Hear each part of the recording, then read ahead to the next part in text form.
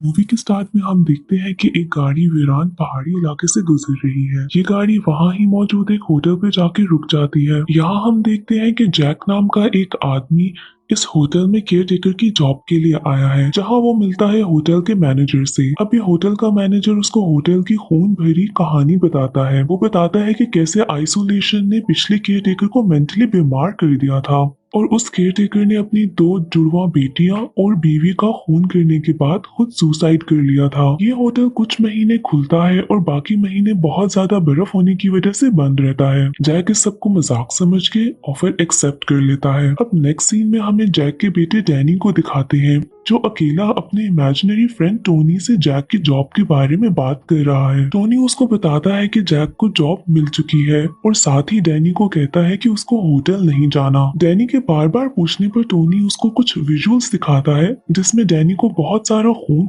और दो ट्विन लड़कियां नजर आती हैं। ये सब देख के डैनी बहुत ही ज्यादा डर जाता है। यहाँ डैनी की मॉम डॉक्टर को बताती है कि कैसे एक बार गुस्से में जैक ने डैनी का हाथ फ्रैक्चर कर दिया था और उस एपिसोड के बाद से डैनी अपने इमेजिनरी फ्रेंड से बात करता रहता है। जैक अब अपनी फैमिली के साथ होटल पहुंच जाता है, जहां मैनेजर इनको वहां के शेफ से मिलवाता है, जो इनको होटल की इम्पोर्टेंट इंफॉर्मेशन देता है। शेफ जब डैनी के पेरेंट्स से बात कर रहा होता है, वहां ही ये शेफ डैनी से टेलीपैथिक तरीके से बातें करता है। डैनी इस बात से बहुत ही ज्यादा शॉक हो जाता है। ये शेफ डैनी को बताता है कि वो अपनी दादी से घंटों ऐसे ही बात करता था और उसकी दादी ऐसे लोगों को द शाइनिंग कहती थी, और ये भी बताता है कि हमारे जैसे और भी लोग हैं। यहाँ डैनी शेफ को टोनी के बारे में बताता है और साथ ही पूछता है कि क्या इस होटल में कुछ हुआ था, और साथ ही वो रूम नंबर 237 के बारे में पूछता है। इस सवाल से शेफ बहुत ही ज्यादा शॉक हो जाता है और कहता है कि उस रूम से बस दूर रहना। अब नेक्स्ट सीन में दिखाते हैं कि डैनी और उसकी मॉम बाहर एक बहुत ही बड़े गार्डन में घूम रहे हैं और वहाँ होटल में जैक की नेचर स्लोली चेंज हो रही है। जैक की वाइफ उससे बात करती है तो उसको फील होता है कि जैक अब वैसा नहीं रहा जैसे होटल की जॉब से पहले था। अब दूसरी तरफ दिखाते हैं कि डैनी होटल में साइकिलिंग कर रहा होता है कि वो अचानक से रूम नंबर 237 के पास चला जाता है। ये रूम कम्प्लीटली लॉक है।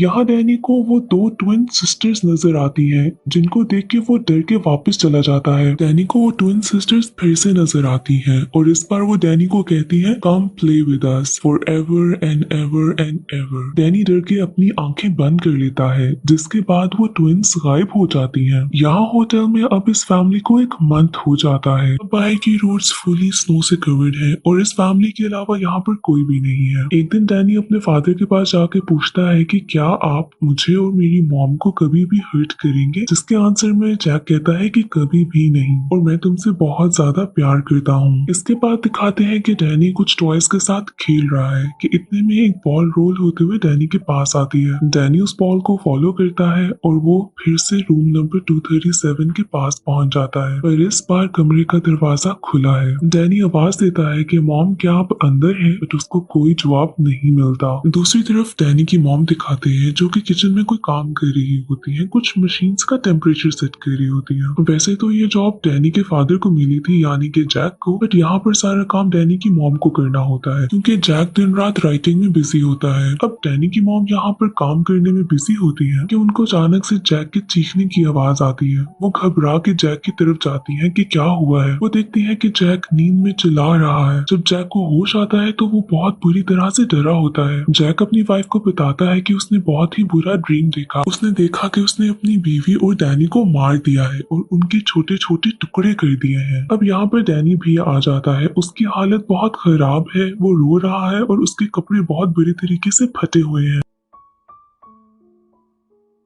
उसके चेहरे पे बहुत निशान भी होते हैं, जिसके बाद डैनी की मॉम उससे पूछती है कि ऐसा किसने उसके साथ किया है, बट यहाँ पे डैनी उसको कुछ भी नहीं बताता। यहाँ डैनी की मॉम जैक की तरफ देखती है, जो इन दोनों की तरफ कॉन्टिन्यूसली घूर रहा होता है। डैनी की मॉम समझ आती है कि ये जैक ने ही किया है, क्योंकि यहाँ पर उनके अलावा कोई और नहीं है। वो जैक को बहुत बुरा भला कहती है और वहाँ से चली जाती है। अब जैक के सबसे परेशान होकर उस कमरे से चले जाता है। वहाँ पर वो एक रूम में एंटर करता है, जहाँ पर उसे एक बारटेंडर मिलता है। जैक इस बारटेंडर से शेयर करता है कि कैसे उसकी बीवी ने उसको इतना बुरा भला कहा और कैसे वो उसको बहुत ही ज्यादा डिस्टर्ब करती है। अब यहाँ हमें दिखाया जाता है कि डैनी की मॉम रूम में भागते हुए आती है और जो बारटेंडर पहले हमें नजर आ रहा था अब वो गायब हो चुका है, यानी कि वो एक घोस्ट है। डैनी की मॉम जैक को बताती है कि हम यहाँ पर अकेले नहीं हैं, यहाँ पर हमारे साथ कोई औरत भी रहती है जिसने डैनी का गला दबाया और वो औरत रूम नंबर 237 में है। ये सब सुनते ही जैक रूम नंबर 237 में जाता है। वहाँ उसको एक लड़की नजर आती है। जैक बहुत शॉक में होता है।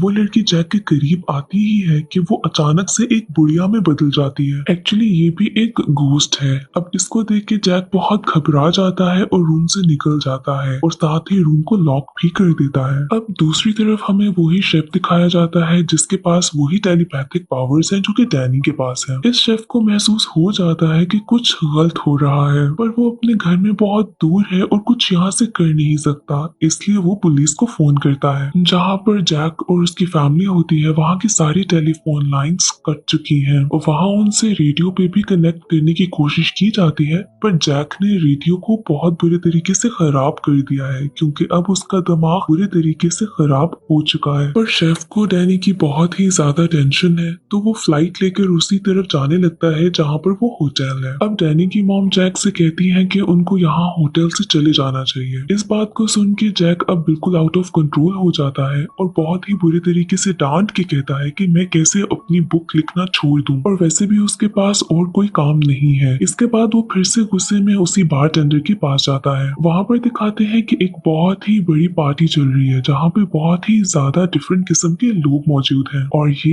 एक गोस्ट पार्टी है। इस पार्टी में हमें जितने भी लोग नजर आ रहे होते हैं वो सबके सब गोस्ट हैं क्योंकि इस फैमिली के अलावा तो वहाँ पर कोई नहीं है। खैर तभी एक बटलर जैक से टकराता है जिसकी वजह से उसका ड्रेस खराब हो जाता है। ये बटलर जैक को लेकर एक वॉशरूम में जाता है जहाँ पर ये दोनों आपस में बातें करते हैं। यहाँ पर जैक को ऐसा महसूस होता है कि वो इस बटलर को पहले से जानता है और शायद इसको पहले भी कहीं देखा है। अब यहाँ पर जैक को याद आता है कि इससे पहले का जो केयर टेकर था जिसने अपनी 2 ट्विन बेटियों बीवी को मारने के बाद खुद सुसाइड कर लिया था, ये बिल्कुल वैसा ही है। इसके बाद जैक उससे पूछता है कि क्या तुम यहाँ के केयर टेकर रहे हो, जिसपे बटलर बहुत अजीब सा जवाब देता है कि मैं यहाँ का हमेशा केयर टेकर रहूंगा। इस जवाब के बाद बहुत क्लियर हो जाता है कि ये वो ही केयर टेकर है जिसने सुसाइड किया था। यहाँ पर बटलर जैक को बताता है कि कैसे उसकी बेटी ने इस होटल को आग लगाने की कोशिश की थी जिसके बाद उसने अपनी पूरी फैमिली को मार दिया। इसके साथ ही ये बटलर जैक को बताता है कि उसका बेटा डैनी हेल्प बुलवा रहा है। यहाँ पर एक और बात क्लियर हो जाती है कि डैनी ने ही टेलीपैथिक तरीके से शेफ को बताया कि उनको हेल्प की जरूरत है। अब जैक को ये गलती ठीक करनी होगी, यानी कि इस बटलर ने जैक के दिमाग में डाल दिया कि इसको अब अपने बेटे और बीवी को मार देना होगा। अब दूसरी तरफ हमें डैनी की मॉम दिखाई जाती है जो कि बहुत ही ज्यादा परेशान है और इस होटल से किसी न किसी तरीके से निकल जाना चाहती है।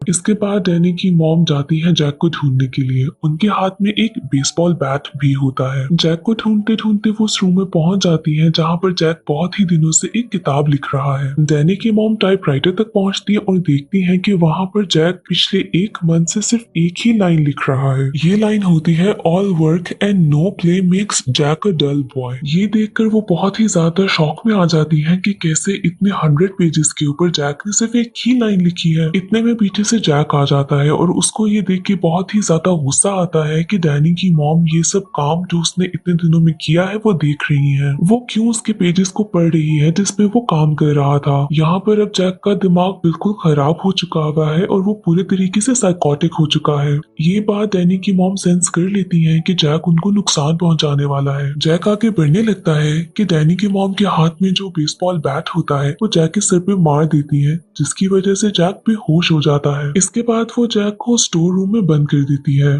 अब इतने में जैक को होश आ जाता है लेकिन तब तक डैनी की मॉम ने बाहर से लॉक लगा दिया होता है। यहाँ पर डैनी की मॉम जैक को बताती है कि वो डैनी को लेकर यहाँ से जा रही है। अब ये सुनकर जैक बहुत ही ज्यादा हंसता है और बताता है कि वो कहीं पे नहीं जा सकती और अगर यकीन नहीं आता तो जाके रेडियो और बर्फ में चढ़ने वाली उस गाड़ी को देख लो। डैनी की मॉम भागकर उस गाड़ी की तरफ जाती है तो देखती है कि उस गाड़ी को बिल्कुल बुरे तरीके से खराब कर दिया हुआ है और उसके हर तरफ पीसेस पड़े हैं और यहाँ पर रेडियो भी खराब है जिसकी वजह से बाहर किसी से भी कम्युनिकेट नहीं किया जा सकता। इस सब से बहुत ज्यादा परेशान होकर अब डैनी की मॉम अपने कमरे में जाकर सो जाती है। साथ ही दिखाते हैं कि रूम में डैनी भी आ चुका है और उसके हाथ में एक नाइफ है, यानी कि ये डैनी नहीं बल्कि उसकी पर्सनालिटी टोनी है। साथ ही डैनी वही वर्ड रेड रूम बोल रहा होता है। अब ये सुन के उसकी मॉम की आंख खुल जाती है। वो कमरे के मिरर में देखती है कि एक डोर है जिसपे मर्डर लिखा है, पर जब वो डोर की तरफ डायरेक्टली देखती है तो उस पर रेड रूम लिखा होता है, यानी कि डैनी स्टार्ट से ही उनको एक खतरे के बारे में बता रहा था। अब दूसरी तरफ हमें जैक दिखाते हैं जो कि फिर से उस केयरटेकर की गोश्त से बात कर रहा है। वो गोश्त जैक को कहता है कि तुम अपना काम ठीक से नहीं कर सकी,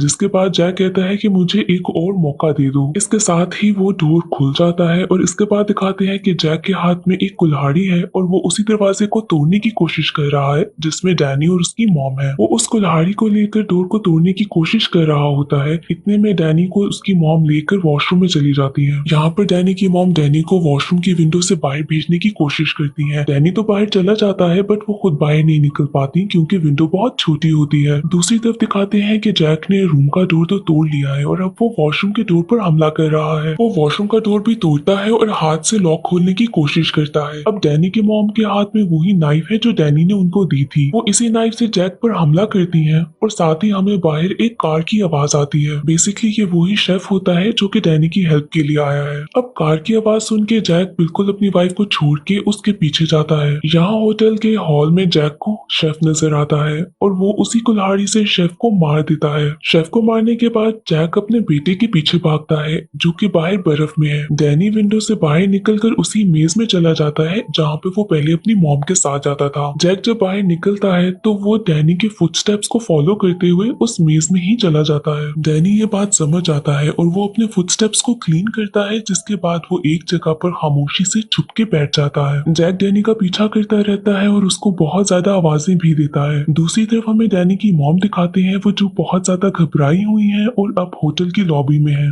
उनको होटल की लॉबी में बहुत ज्यादा घोस्ट नजर आते हैं। इन सब से डर के डैनी की मॉम भी होटल से बाहर आ जाती है और दूसरी तरफ दिखाते हैं कि डैनी भी अब मेज से बाहर है, क्योंकि ये वही मेज था जहाँ पर डैनी बहुत दफा अपनी मॉम के साथ आ चुका है, पर जैक इस मेज में कभी पहले नहीं गया था और उसको अब रास्ता नहीं मिल रहा होता। इसके बाद डैनी अपनी मॉम के पास जाता है और ये दोनों उसी कार में जिसमें शेफ उस होटल में आया था उसमें बैठ के वहां से चले जाते हैं। और जैक जिसको अब बाहर आने का रास्ता नहीं मिल रहा था वो इतनी ठंड में उसी मेज में बर्फ में जम के मर जाता है।